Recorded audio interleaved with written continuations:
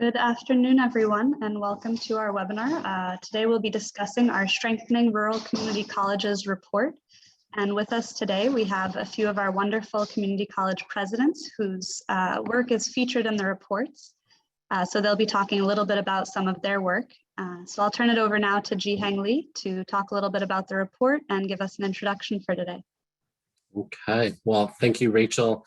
And thank you so much for everyone for joining us this afternoon. I know many of you are just logging in as we speak. As many of you know, ACCT embarked on the Strengthening Rural Community College project that was supported by the Bill and Melinda Gates Foundation, and we're very thankful for their support of the project. And we hopefully will continue our work with them in the near future. This report and project was started in August of 2019, and we just finished it with a report. We encourage all of you to visit rural.acct.org so you can visit and take a look at each of the state profiles, number one, but number two, also take a look at the profile for the two institutions that are talked about today in our webinar. So it is my honor to introduce Travis Rendell. Travis and I have actually worked together in Washington, D.C. for a really long time, as you can, as evidenced by my gray hair. But Travis now is the Senior Communications Officer at the Bill and Melinda Gates Foundation, and as actually a fifth generation rural South Dakotan. The things I learned about how to call various, it's easy with Californians, but South Dakotans, it's a little different. So I'll turn it over to Travis, who will introduce our two speakers, and we will get going. Thank you very much, Jee Hang. I think what you're saying is that I'm old, and I'm happy to embrace that as middle age advances. We're really grateful for ACCT's work on this at the foundation. As Jee Hang mentioned, I hail from a town of 1,800 people, and so I speak rural, and I'm very passionate about rural issues. And the foundation as a whole really is guided by the belief that opportunity in the United States should not be dependent on your race, your ethnicity, your gender, your income background, and importantly, your zip code. And so this is a really meaningful body of work for us to be supporting and to be part of. We're here because of this report, Strengthening Rural Community Colleges, which are really stewards of place. They're not only in the communities and regions that they serve, they're of them and by them, as we will hear from a couple of very talented leaders of those institutions. And they are really striving and wrestling with the impact of the COVID-19 pandemic and the ongoing conversations about economic and racial justice in this country, which are not just confined to urban areas. They are every area, including rural areas. And while the opportunity to hear about some exciting work from these two institutions and hopefully yield some lessons and some insights that you all participating today can take back to your own campuses, what I call the Monday morning agenda. What's the one question you want to ask a fellow trustee or your leadership team on your campus?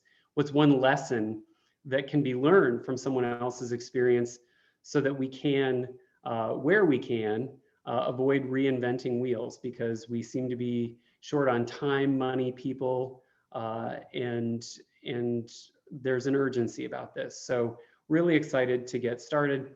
I'm very fortunate to have gotten to know, just in the last few minutes, two of the best. Dr. Martha Garcia is Superintendent President of Imperial Valley College in Southern California. She has served that institution for a number of years in a variety of capacities. She is a graduate of Imperial Valley College, so she knows that institution from multiple angles, and that college is really focusing on some of the basic needs in the Imperial Valley, including housing and other basic needs that are important to the vitality of the community and the vitality of the college, because they are highly interrelated. And we're also joined by Dr. David Loope, Beaufort Community College in North Carolina, Eastern North Carolina to be exact. Dave is a seasoned veteran of higher education circles, serving 2-year and 4-year institutions in both North Carolina and the Commonwealth of Virginia. He's also done a stint in the policy world in South Carolina and at the U.S. Department of Education. So I think we're in very expert hands to really dig into this topic. And so I want to throw the first question to both of you, starting with Martha. Give us a little bit of a thumbnail for people who have read the report, skimmed it, or just haven't seen it yet and are interested about the work that you're doing at your respective colleges. In particular, with a focus on who it is that you're serving through this work, what impact you're seeing, and how it connects to the broader mission and vision of your college. So I'll kick it to you, Martha, and then over to Dave. Thank you, Travis, for that introduction. It is a pleasure to be with you this afternoon. And to provide us some context, it's important to convey that Imperial Valley College is the only public community college serving Imperial County, which is a location that geographically we serve about 4,600 square miles.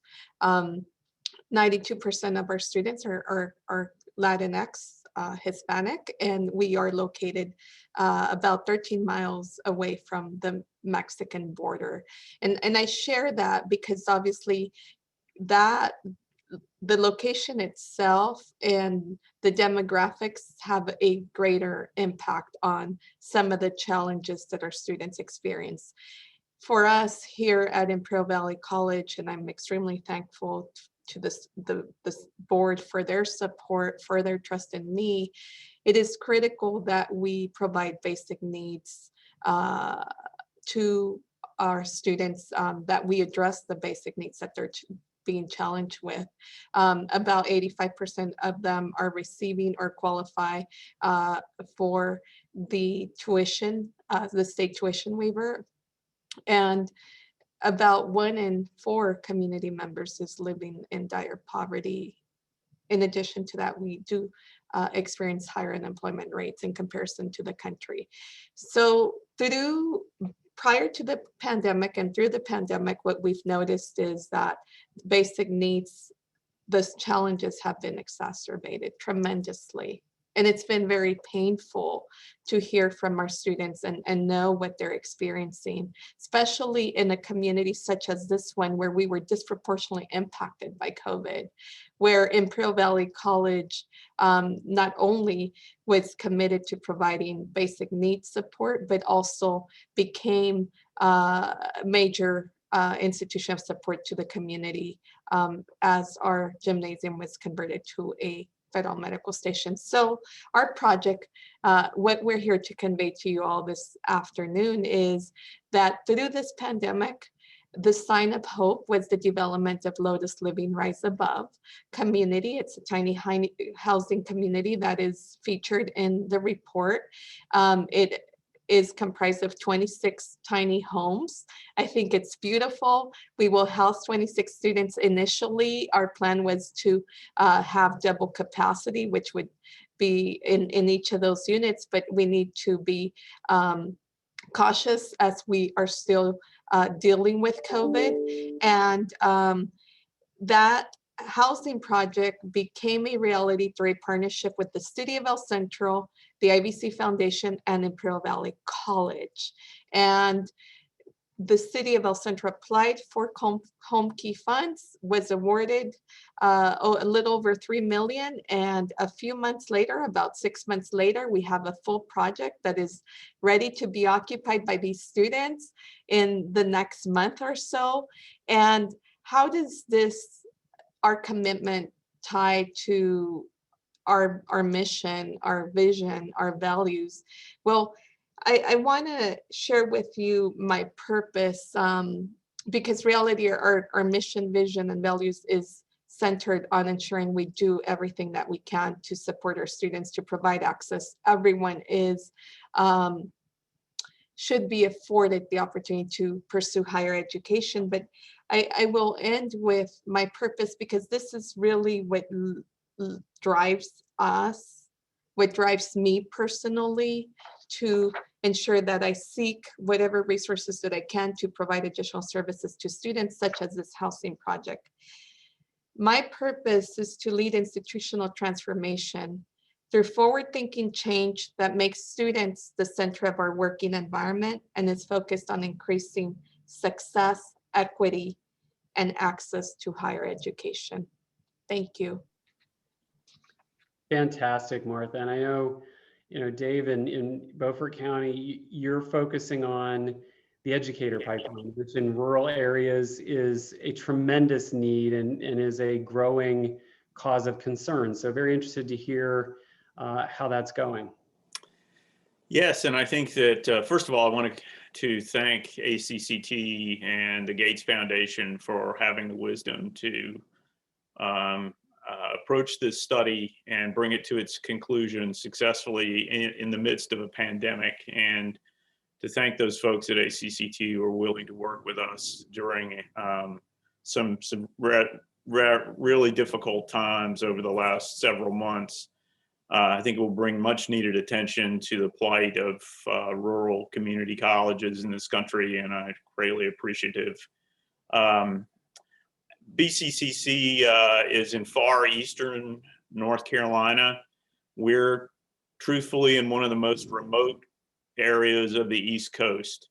We're between the Pamlico Sound and the Albemarle Sound. We cover our service region 4 counties. 2 of the counties have fewer than 4,000 residents. One of them has a barrier island, Ocracoke Island, which is only accessible by ferry or seaplane or boat if you know how to get in between all the shoals in the Pamlico Sound. So we have some unique challenges here geographically, but we also have some challenges that I think are rooted in the history of the rural South, quite honestly. So we're really in the business of trying to end the cycle of poverty in Eastern North Carolina, where it's endemic and systemic. I think that classism and racism have been part of the culture in the rural South for generations, and it's a tough nut to crack. And so we're in the business of trying to do that through access to post-secondary education, try to grow the middle class. And we do that through social and economic mobility. We're looking for an on-ramp to a meaningful life for our students. And I think for us, that means a couple of different pathways, and pathway is a key word for us, because our students need to find a way that makes it palatable and accessible, comfortable for them to be able to move into post-secondary education. Many of them lack the social capital that other students lack who move on to the 4-year institutions initially. And we want to be able to provide that for them. We also have a situation where we have tremendous outmigration of many of our most talented students. And so one way that we wanted to try to retain people here is to try to focus on those shortage areas, one of which is teacher education. We have a significant issue in Eastern North Carolina of retaining STEM teachers, hiring STEM teachers initially, retaining them, as well as those students who just choose to go into arts and sciences and teach and PK through 12. And so what we put in place were a couple of transfer programs, and we see transfer as being that essential on-ramp, quite frankly, to the middle class and out of poverty. We're lucky enough to have a fairly large regional university, East Carolina University, within about 30 miles of us, with whom we have great working relationship and transfer and articulation agreements. So we were naturally very interested in putting something together along those lines related to transfer. But I also want to mention that for us, it's not just about transfer. It's also about those students who can get themselves into a formal apprenticeship, and first a pre-apprenticeship program and a formal apprenticeship program as recognized by the U.S. Department of Labor. and the state of North Carolina. And we've been very successful with that with a number of companies here locally. We think that as well, those two avenues, transfer and formal apprenticeships, are the way forward for our students to get them out of poverty, but also to enable them to come to us first, where we can help them with a friendly, welcoming environment to be able to move forward with their lives, move out of that cycle of poverty, and be the first in their families to go on to a four-year university or to gain sustainable, livable wages at major employers in the area. So for us, it's about finding those niche areas where we can make a significant difference. And I think also as well, the entire focus on these two programs has to be likewise focused on diversity, equity, and inclusion, and what we can do to focus and enable student access of minority students. We have significant problems in retaining, for example, Black male students here. But it's more than that. We've got to find a way to make people feel comfortable on campus in a region that is somewhat conservative sometimes when it comes to social issues. We want to be that place where people feel comfortable, where they're welcome, whether they're Black, Hispanic, LGBTQ, or if they're just poor and they don't feel comfortable in a college environment, which is so often the case. So we're looking for ways to make that happen for our students.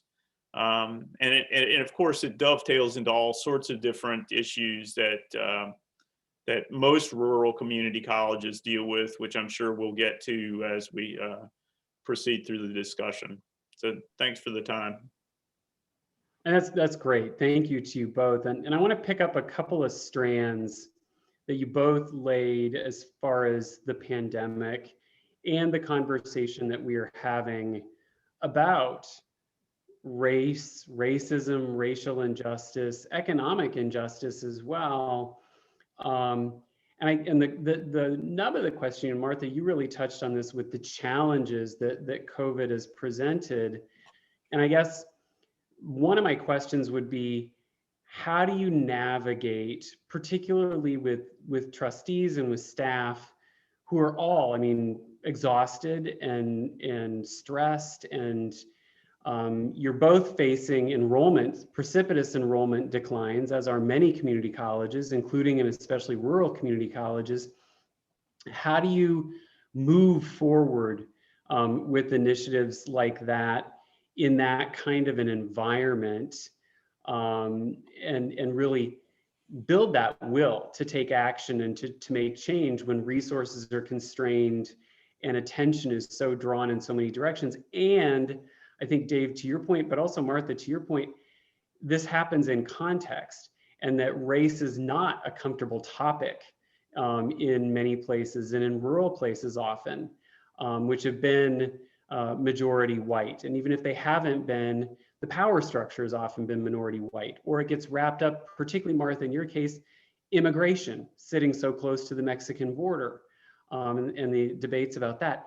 So I guess the heart of the question is, against the backdrop of this pandemic and this conversation about race, what have you discovered and what have you learned about how you move that forward? Is there a silver lining, I guess, in all of what's going on around us that is helping you to drive some will to act?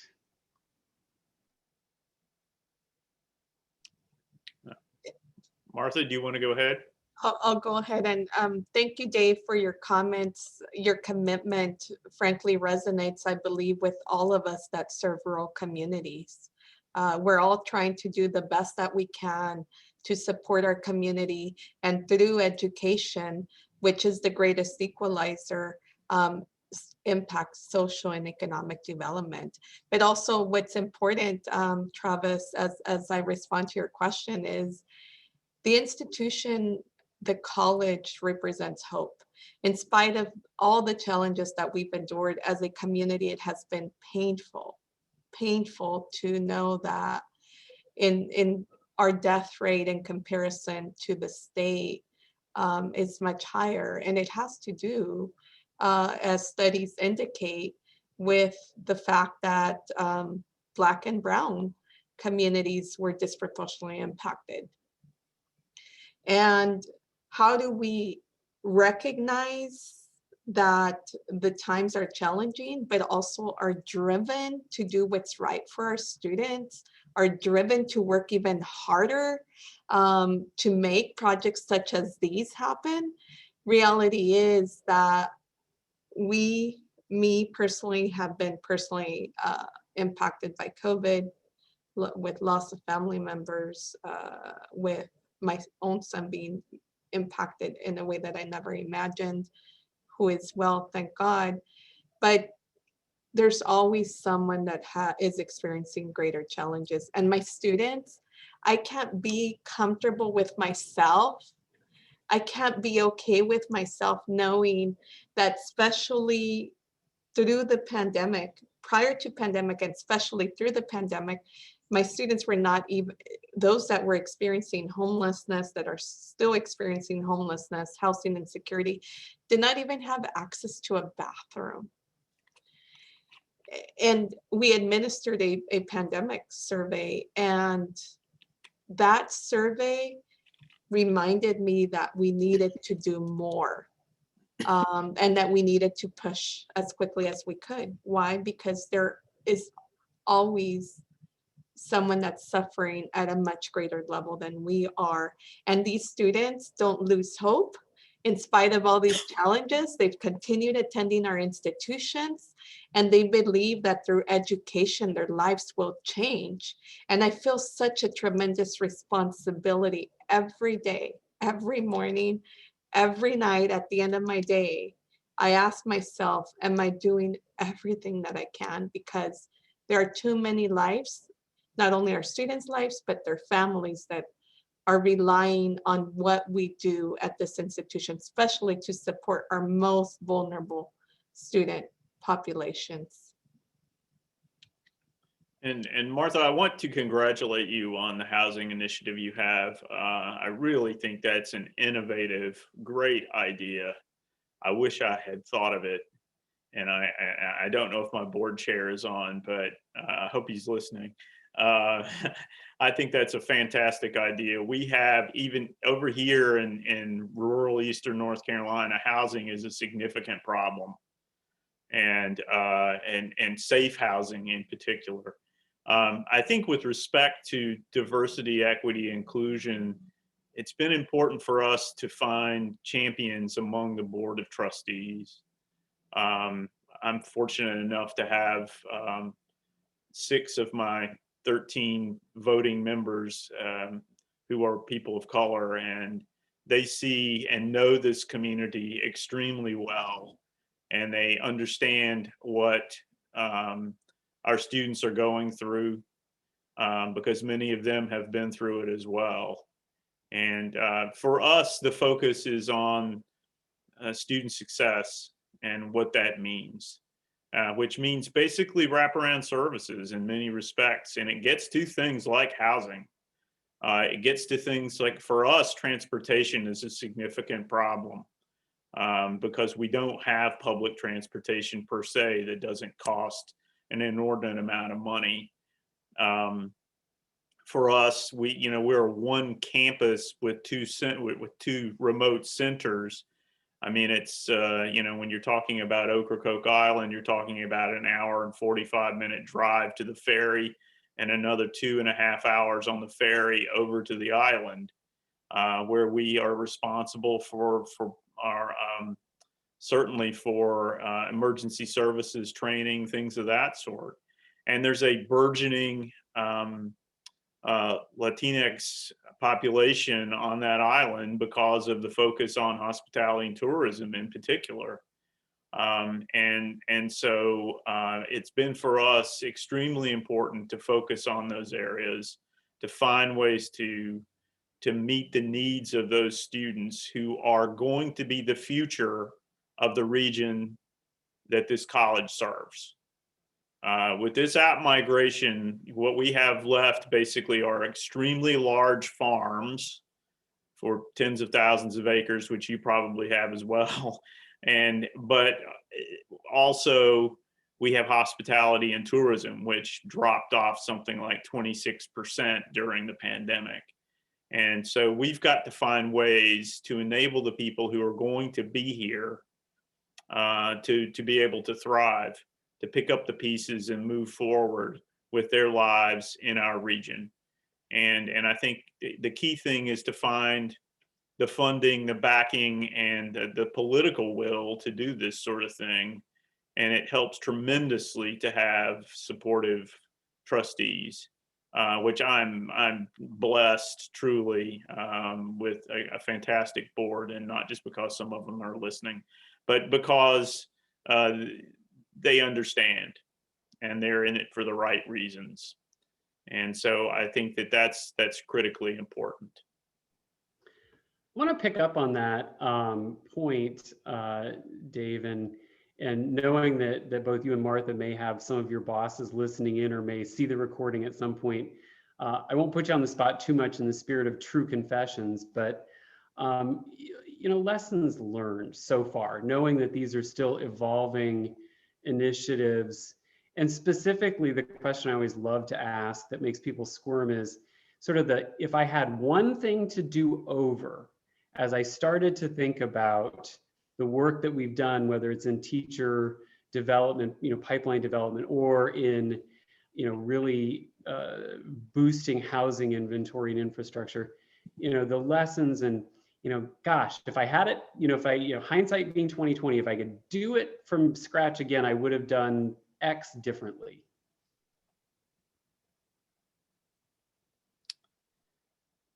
I think one of the things we've found is that, and this comes as a result, strangely enough, from the iPads survey on our campus that was done in 2019, actually before the pandemic, and that is that our students their learning style is overwhelmingly more comfortable face-to-face. And we hear a lot about technology and the need for reaching people via technology, which in our large service region here in East Coast terminology, and with all the waterways and so forth that we have to navigate, that would make sense. But I think for us, what we have learned is that we have lost a number of students because of the necessity for moving to an online modular approach. And I think that we were even intending to do that prior to the pandemic to reach more people. I think we're going to have to reach more people face to face. I really do. I think our students are just much more comfortable because of that.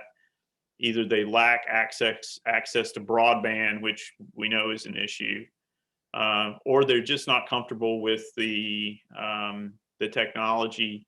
But I think it has to do with the fact that they like being in a classroom with other people breathing around them safely, and we're not quite there yet. But in a place where the energy and the vitality of the classroom is there. That's one of the things that I've learned coming out of all of this, is to not denigrate and dismiss the importance of that live interaction between human beings in a classroom.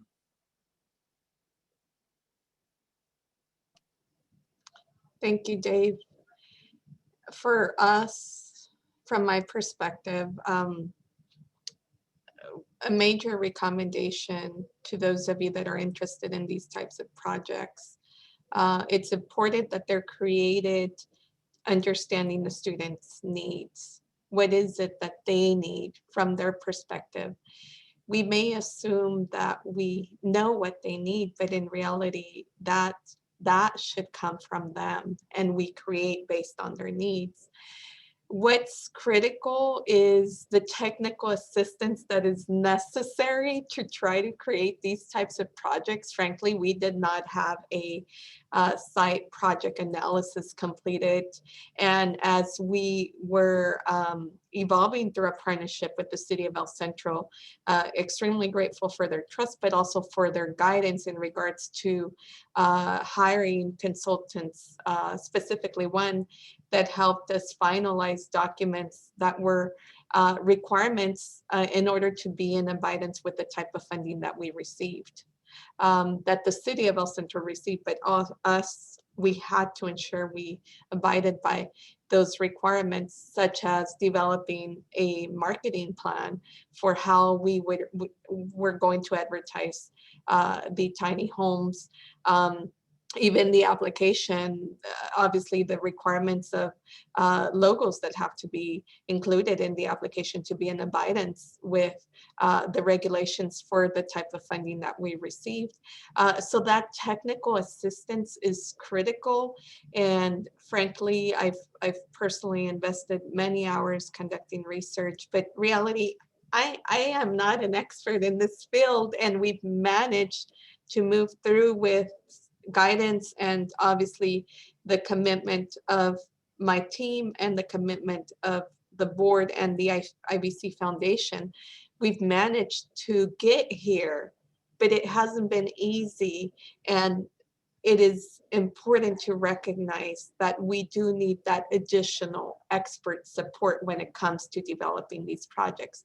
But I'll end by stating that it's really amazing to share with you all that our students who will be living at Lotus Living, we're prioritizing for our foster youth. They will only be paying $200 a month, and that includes their rent and your utilities. And for California, obviously that is, I didn't want to place another barrier on students, because you may be able to provide access to housing, but if the cost is prohibitive, then you've placed a barrier, an additional barrier to a challenge that they were already experiencing. So lots of lessons learned, Travis and Dave. However, I feel that I've definitely grown through this process, and I'm learning every day. And at the end of the day, the core of why we're doing what we're doing, frankly, is worth it, because our students deserve it. That's fantastic. Thank you. We're going to turn and open things up to participants to submit questions in the chat, and Rachel's going to help. But before we do that, I always like to bring some hope into the conversation, especially against the backdrop of a lot of struggle in the last 18 months that I know leaders like you have, had to shoulder. But when you think about the hope, and whether it's starting with your campus and thinking more broadly, or one or both, if we were looking another year from now, if we were to have this webinar a year from now when we're all a little grayer, including Jee Hang, what would you want to be able to say, in terms of what has happened? It sort of relates to a vision, but put yourself in the crystal ball for a year out and say, I really want to be able to say to my community, to my colleagues, to my peers, I want to be able to say this about what we achieved.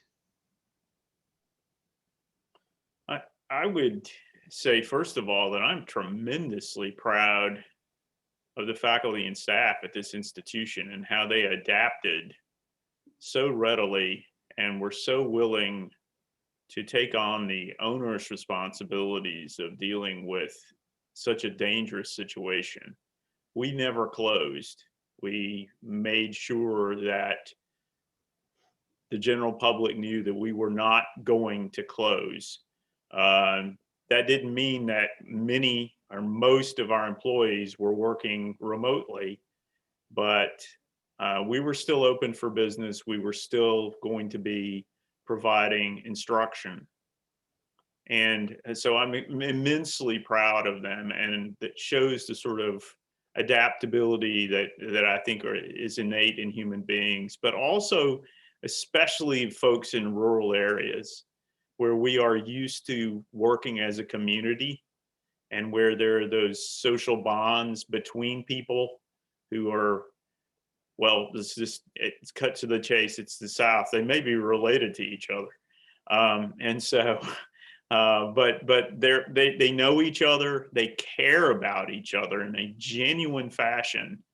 And so I think that that's the thing that we can take away from this, especially, I think from a broader perspective is just how successful we were and have been in dealing with really an unprecedented situation in the modern era.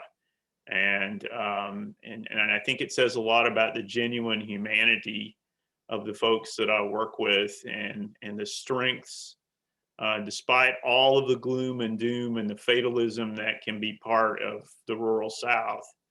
I think just the humanity that is there and the responsibility that people take for their neighbors. I share the same sentiments.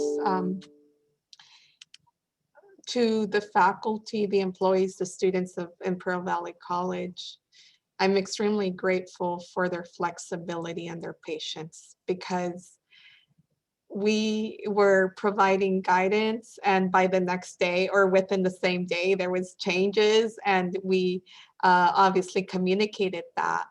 And at the end of my messages, I would state we are only stronger together in spite of these major challenges. And the fact that we closed for 3 weeks, 7% of our instruction continued to be face-to-face. And we had to ensure we help our nurses graduate, that we helped our firefighters graduate, that we helped our post students continue on, so that the community who needed them, especially during this time, our EMTs, that they were prepared to go in and support in the workforce. So I mentioned earlier, our gymnasium was converted to a federal medical station, not once, but twice. So there was medical services being provided to local community members that were impacted by COVID. And obviously that was fearful. And it's understandable that it was fearful. And lately, that gymnasium was converted for a little over a month to a quarantine and isolation center for the immigrants that are seeking asylum, that are crossing this border, that is located 13 miles from us. And once again, the employees, the students have been very patient. So we've gone through major challenges and experiences and made very difficult decisions, but we've done it together, and I'm thankful to them. In regards to the housing project, 1 year from now, my goal is that we will expand, that we will demonstrate to others that this is a successful model that could be replicated, and that we could support in any way that we can other institutions that are seeking to create these types of communities. Why? Because our students deserve it. And I know that the students of your rural communities also deserve it, and that they need it more than anything. So that is what I foresee, hopefully, for a year from now. But definitely a lot of hope. We can't lose it. There are better times ahead, and we will only be stronger because of everything that we've experienced and been challenged with. So thank you. That's fantastic. And I'm going to the chat and some mechanical questions for the two of you related to your funding and governance, specifically your funding base, your local authority relative to any state support, and then your governance structure. Your trustees appointed, elected, both, neither. So some of the, what I call name, rank, and serial number questions.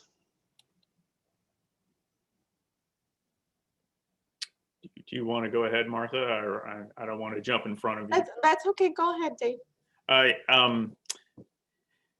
Our college is what I like to call a quasi-independent public institution, in the sense that our board of trustees is appointed 1/3 of them by the Beaufort County Commission, 1/3 of them by the Beaufort School Board, and 1/3 by the governor of the state. And then we have also an outlier from one of our other small counties that we now serve, Washington County, where we also have a board member. I'm very fortunate in the sense that North Carolina is a fairly autonomous sort of system. We do have a North Carolina community college system that handles significant components of the budget and also the legislative process in terms of the sort of political wrangling that goes on inevitably with that whole process. But we're very fortunate here to be fairly autonomous. I report to the Board of Trustees, and the Board of Trustees, as long as it behaves itself, basically has the capacity to make policy for the college, for the betterment of the college. And I'm glad to say that the particular board I have right now allows me to, and my colleagues in the administration and the faculty, and through a shared governance role, to be able to manage the day-to-day operations of the institution and set the strategic planning for it.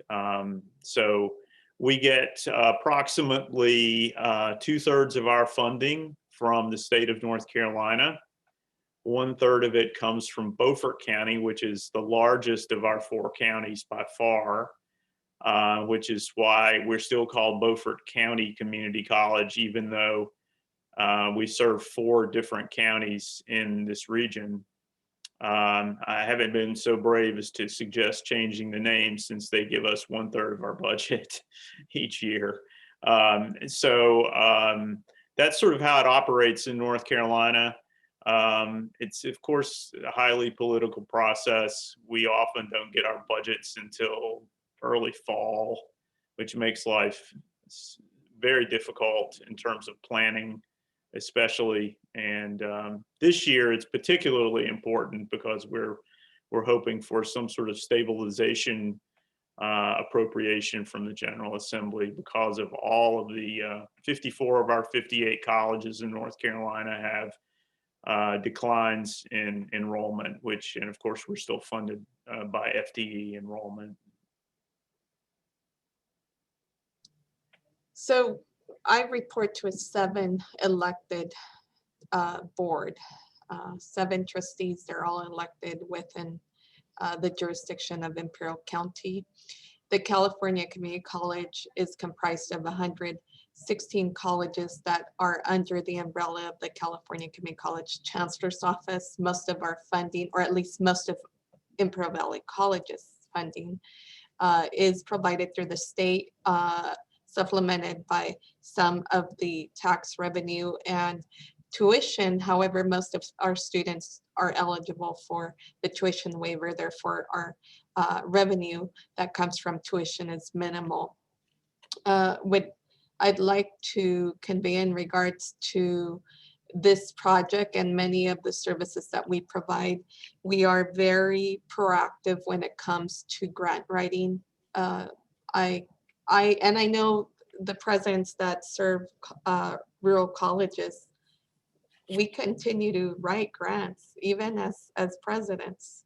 Why? Because it's necessary. And I know that we will never receive the funding that's necessary to provide our students the services that they need, not through the general funding processes that we have in place. Therefore, for us here, we are very proactive and seek additional funding sources to be able to provide these services and more services that our students need and receive. We are providing comprehensive student support services in general from a social services philosophy, and many of those services are afforded through grants. I think to piggyback on that as well, if I may, I think many of us in the rural areas do not have the capacity to raise significant amounts of money from private gifts and private donors. It's just not the same kind of, first of all, farmers can be a fairly tight bunch, and they also have a lot of money tied up in a lot of infrastructure themselves. And so, and fishermen are the same way in my area. So we're very reliant on grant writing to try to provide, especially the wraparound services for our institution and our students. I think there's a related question that came up in the chat for Dr. Garcia about the engagement then of local communities, in your case specifically El Centro, and how those partnerships come together, and if any of those partnerships also then include a financial component. We're very fortunate, and those of us that live, which I suspect most of you that have joined us that live in rural communities, because we have less resources, it is critical that we work collectively to try to serve or better serve our communities. And that is the case here in Imperial County as well.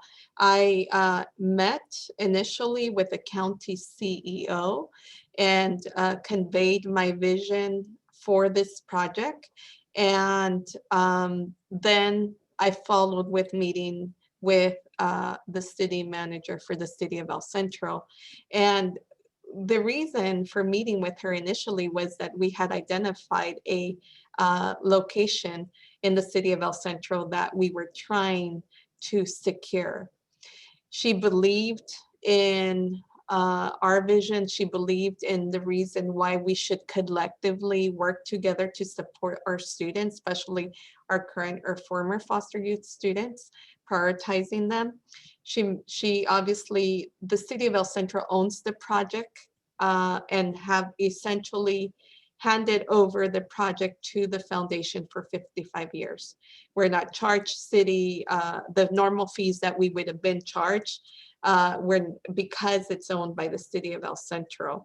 So there are many savings that have been afforded to us because there was one individual, which is the city manager, who trusted us and felt compelled to help us serve these students, which obviously are not all, but many of them living in the jurisdiction of the city of El Centro. I will highlight that the location is located 4.5 miles from the college. And students have easy access to bus, public transportation, or could ride a bike to the college if able and willing to do so. So it's centrally located. There's grocery stores within walking distance, Starbucks. The students have, I believe in my own view, a community that they will be proud of, because our intention was that we were creating a community within the community, a community of support, a community of care, a community of pride. And it all comes down to us coming together to serve this community as best as possible.